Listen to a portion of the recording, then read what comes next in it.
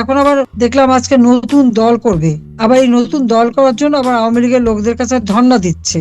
শুধু ধর্ণা দিচ্ছে না, দলে আসার জন্য আবার ভয় ভীতিও দেখায়। দলে না আসলে ঘরবাড়ি পোড়াবে, ভাঙবে, অত্যাচার করবে, মিথ্যা মামলা দেবে। আর মামলা তো হাজার হাজার। এবং আমাকে স্বৈরাচার বলা হয়, খুনি বলা হয়। আজকে যদি খুনির হিসাব নেওয়া হয় আর স্বৈরাচারী আচরণ বলা হয়, ওই কেউ তো রাস্তা নামতে পারে না। তারা আয়না ঘর খুঁজে বেড়ায়। এমন গোটা বাংলাদেশে তো আয়না ঘর। বেঁচে যখন আছি এই বাংলাদেশে আবার আমরা মানুষের অধিকার প্রতিষ্ঠা করব, এবং যারা আজকে এই অত্যাচার নির্যাতন করছে তাদের বিচার বাংলার মাটিতে হবেই হবে।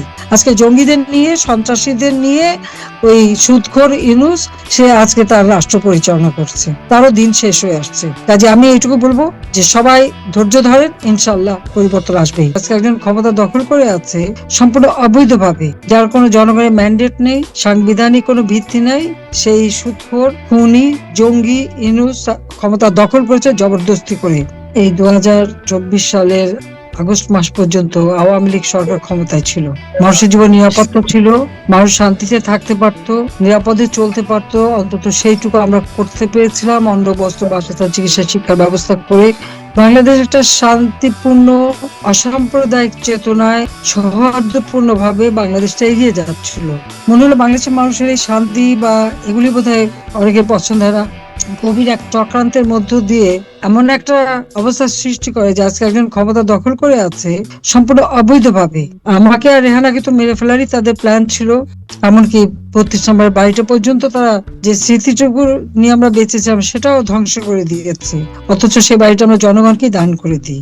যা হোক, আল্লাহ যেভাবে হোক আমাকে বাঁচিয়ে রেখেছেন। কিন্তু দেশের যে অবস্থা আমি দেখছি এটা সত্যি ভয়াবহ। আমি শুধু এই জানুয়ারি মাসের একটা হিসাব দিচ্ছি।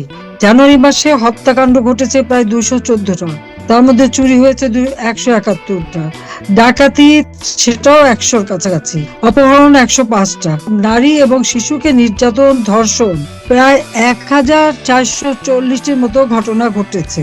এখানে কি সরকার আছে সেটাই প্রশ্ন। সরকারের কাজ হলো শুধু অর্থ সম্পদ লুট করা আর আওয়ামী লীগকে হত্যা করা। পিটিয়ে পিটিয়ে আমার নেতা কর্মীদের হত্যা করেছে, পুলিশ হত্যা করেছে, এবং তাদের হাত থেকে সাংবাদিক, সাংস্কৃতিক কর্মী বা সংখ্যালঘু সম্প্রদায়কেও রেহাই পায়নি। সেভাবে তারা পিটিয়ে পিটিয়ে হত্যা করেছে। আওয়ামী লীগের সহযোগী সংগঠনের নেতা কর্মীদের উপরে অত্যাচার নির্যাতন। আমাদের যারা নির্বাচিত প্রতিনিধি এক কলমের খোঁচায় তাদেরকে ক্ষমতা থেকে বের করে দিয়েছে। এখন বের করে দিয়ে এখন আবার দেখলাম আজকে নতুন দল করবে। আবার এই নতুন দল করার জন্য আবার আওয়ামী লীগের লোকদের কাছে ধর্ণা দিচ্ছে। শুধু ধর্ণা দিচ্ছে না, দলে আসার জন্য আবার ভয় ভীতিও দেখায়। দলে না আসলে ঘরবাড়ি পোড়াবে, ভাঙবে, অত্যাচার করবে, মিথ্যা মামলা দেবে। আর মামলা তো হাজার হাজার, প্রায় 20-25 হাজার মামলা। এই ফেব্রুয়ারি মাসেই তো আমাদের প্রায় 20 থেকে 25 হাজার নেতা কর্মীকে গ্রেপ্তার করেছে, 5 লক্ষের উপর আসামি। এইরকম একটা অত্যাচার, নির্যাতনের আর একটা দুর্বিষহ অবস্থা, এটা সত্যি কল্পনা করা যায় না। অথচ এই সুদখোর ইউনূস ক্ষমতায় আসার জন্য এবং ক্ষমতায় টিকে থাকার জন্য আজকে সারা বাংলাদেশটাকেই একটা মনে হয় যেন কয়েদখানা বানিয়েছে। তারা আয়না ঘর খুঁজে বেড়ায়। এখন গোটা বাংলাদেশে তো আয়না ঘর। যে অত্যাচার নির্যাতন, কেউ ঘরে থাকতে পারে না, বাইরে থাকতে পারে না, মামলা করতে পারবে না। আর যত মামলা আমাদের বিরুদ্ধে, আওয়ামী লীগের বিরুদ্ধে। আওয়ামী লীগের অপরাধটা কি?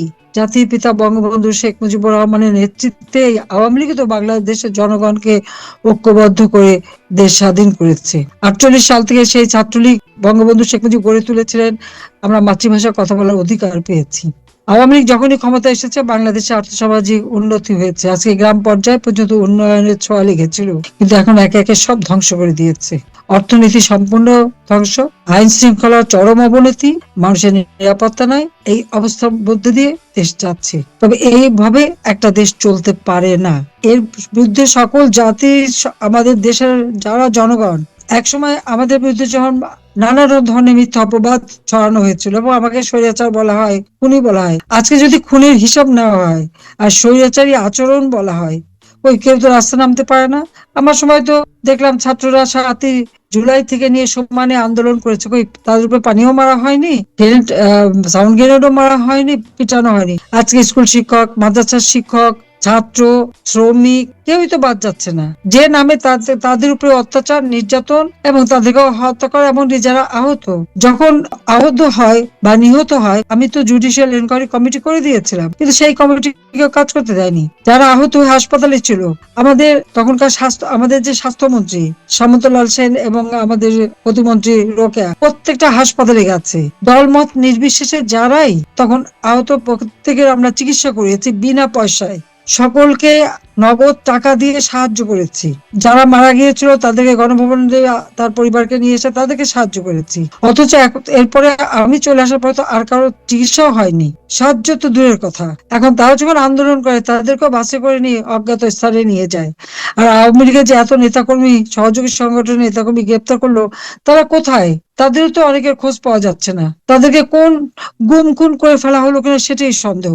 এটুকু বলতে পারি, ইনশাআল্লাহ বেঁচে যখন আছি, এই বাংলাদেশে আবার আমরা মানুষের অধিকার প্রতিষ্ঠা করব, এবং যারা আজকে এই অত্যাচার নির্যাতন করছে তাদের বিচার বাংলার মাটিতে হবেই হবে। যুদ্ধাপরাধীদের বিচার করেছি, জাতির পিতার হত্যাকারীদের বিচার করেছি, এবং যখন যেখানে জঙ্গি সন্ত্রাসী যা ঘটেছে সঙ্গে সঙ্গে আমরা বিচার করেছি। বিডিআর সেনা অফিসারদের নিহত করেছে, তাদের হত্যা করেছিল, নিহত যারা যারা হত্যাকারী তাদেরও আমরা বিচার করেছি। কিন্তু আজকে সব খুনি, জঙ্গি, সন্ত্রাসী তাদেরকে কারাগার থেকে মুক্তি দেওয়া হয়েছে, আর কারাগার ভরে ফেলেছে আওয়ামী লীগের নেতা কর্মীদের বিরুদ্ধে। আজকে জঙ্গিদের নিয়ে, সন্ত্রাসীদের নিয়ে ওই সুদখোর ইউনূস সে আজকে তার রাষ্ট্র পরিচালনা করছে, তারও দিন শেষ।